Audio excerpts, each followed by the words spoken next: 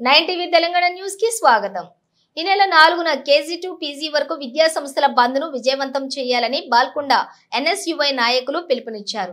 బాల్కొండ నియోజకవర్గం ప్రతి మండలంలోని ఊర్లలోని స్వచ్ఛందంగా బంద్ ను ప్రైవేట్ యజమానులు కూడా సహకరించాలంటూ ఎన్ఎస్యుఐ నియోజకవర్గం అధ్యక్షులు అక్షయ్ కోరారు.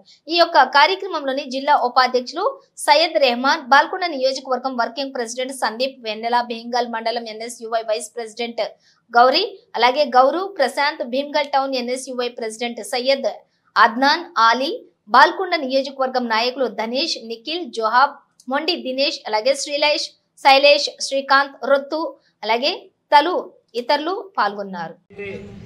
దేశవ్యాప్తంగా నీట్ ఎగ్జామ్ లీకేజ్ అయిందో, పేపర్ లీకేజ్ అయిందో దానికి రీనీట్ పెట్టాలని చెప్పేసి విద్యా సంస్థలన్నీ దీక్ష చేయడం, ధర్నాలు చేయడం గత 2 వారాల నుండి చేయడం జరుగుతుంది. దానికి దేశవ్యాప్తంగా జూలై 4వ తారీఖు నాడు బాల్కొండ నియోజకవర్గంలో అన్ని స్కూల్స్, కాలేజెస్ కానీ, కళాశాలలు కానీ, స్కూల్స్ కానీ అన్నీ బంద్ చేయాలని చెప్పేసి మన ఎన్ఎస్యుఐ నుండి పిలుపునివ్వడం జరుగుతుంది.